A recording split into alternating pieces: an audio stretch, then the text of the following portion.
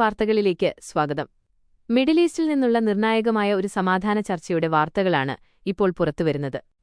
യുഎസും ഇറാനും തമ്മിലുള്ള യുദ്ധസാഹചര്യം അവസാനിപ്പിക്കുന്നതിനായുള്ള ഒരു താൽക്കാലിക ധാരണയിലേക്ക് ഇരു രാജ്യങ്ങളും അടുക്കുന്നതായാണ് റിപ്പോർട്ടുകൾ സൂചിപ്പിക്കുന്നത്.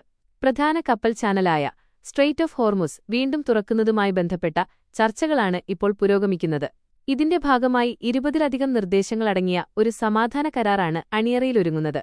പ്രധാനമായും 60 ദിവസത്തെ ഒരു താൽക്കാലിക വെടിനിർത്തൽ പ്രഖ്യാപിക്കുക, ഇതിനു പകരമായി ഇറാനെതിരെയുള്ള ഉപരോധങ്ങളിൽ ഇളവ് വരുത്തുക, കൂടാതെ ഇറാൻ കൈവശം വെച്ചിരിക്കുന്ന ഉയർന്ന ശേഷിയുള്ള യുറേനിയം ശേഖരം മറ്റ് രാജ്യങ്ങളിലേക്ക് മാറ്റുക എന്നിവയാണ് ഈ കരാറിലെ പ്രധാന വ്യവസ്ഥകൾ. എന്നാൽ ചർച്ചകളിൽ നേരിയ പുരോഗതിയുണ്ടെങ്കിലും സ്ട്രെയ്റ്റ് ഓഫ് ഹോർമുസ് കപ്പൽ ചാനലിന്റെ നിയന്ത്രണത്തെച്ചൊല്ലി ഇരുവിഭാഗങ്ങളും തമ്മിൽ ഇപ്പോഴും ശക്തമായ തർക്കം നിലനിൽക്കുന്നുണ്ട്. ഇത് തങ്ങളുടെ പ്രാദേശിക അതിർത്തിയാക്കാൻ ഇറാൻ ശ്രമിക്കുമ്പോൾ അമേരിക്കൻ പ്രസിഡന്റ് ഡൊണാൾഡ് ട്രംപ് തന്റെ പ്രതിനിധികളോട് ഈ കരാറിലേക്ക് അനാവശ്യമായി ധൃതി കൂട്ടേണ്ടതില്ല എന്ന് നിർദ്ദേശിച്ചതായാണ് വിവരം. ഇതേസമയം തന്നെ ലബനനിൽ താൽക്കാലിക വെടിനിർത്തൽ നിലവിലുണ്ടെങ്കിലും തെക്കൻ ലബനനിൽ ഇസ്രായേൽ സൈന്യവും ഹിസ്ബുള്ളയും തമ്മിലുള്ള ചെറിയ രീതിയിലുള്ള ഡ്രോൺ ആക്രമണങ്ങളും സംഘർഷങ്ങളും ഇപ്പോഴും തുടരുകയാണ്. ഇനി മറ്റ് അന്താരാഷ്ട്ര വാർത്തകളിലേക്ക് കടക്കുകയാണെങ്കിൽ, ആഫ്രിക്കൻ രാജ്യങ്ങളിൽ വീണ്ടും എബോള വൈറസ് പടരുന്ന സാഹചര്യത്തിൽ ലോകാരോഗ്യ സംഘടന അന്താരാഷ്ട്ര ആരോഗ്യ അടിയന്തരാവസ്ഥ പ്രഖ്യാപിച്ചിരിക്കുകയാണ്. Democratic republic of Congo, Uganda എന്നീ രാജ്യങ്ങളിലാണ് ബുണ്ടിബുഗ്യോ ഇനത്തിൽപ്പെട്ട പുതിയ എബോള വൈറസ് ബാധ സ്ഥിരീകരിച്ചിരിക്കുന്നത്. രോഗവ്യാപനം തടയുന്നതിന്റെ ഭാഗമായി കാനഡയും അമേരിക്കയും ഉൾപ്പെടെയുള്ള രാജ്യങ്ങൾ ഈ പ്രദേശങ്ങളിൽ നിന്നുള്ള യാത്രക്കാർക്ക് കർശനമായ യാത്രാ നിയന്ത്രണങ്ങൾ ഏർപ്പെടുത്തി തുടങ്ങിയിട്ടുണ്ട്. അതേസമയം യുകെ രാഷ്ട്രീയത്തിൽ വലിയൊരു പ്രതിസന്ധിയാണ് ഇപ്പോൾ രൂപപ്പെട്ടിരിക്കുന്നത്.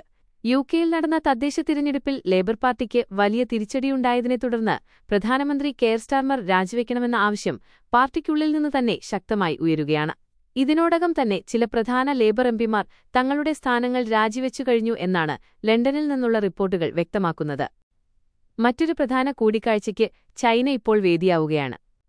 അമേരിക്കൻ പ്രസിഡന്റ് ഡൊണാൾഡ് ട്രംപും ചൈനീസ് പ്രസിഡന്റ് ഷീ ജിൻപിങ്ങും തമ്മിലുള്ള നിർണായകമായ ഉച്ചകോടിയാണ് അവിടെ നടക്കുന്നത്.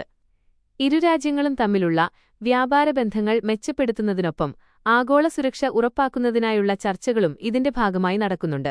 കായിക ലോകത്തുനിന്നുള്ള വാർത്തകൾ നോക്കുകയാണെങ്കിൽ, വരാനിരിക്കുന്ന 2026 ഫിഫ ലോകകപ്പുമായി ബന്ധപ്പെട്ട സാമ്പത്തിക ചെലവുകൾ കാനഡയിൽ വലിയ രാഷ്ട്രീയ ചർച്ചകൾക്ക് വഴിതുറന്നിരിക്കുകയാണ്.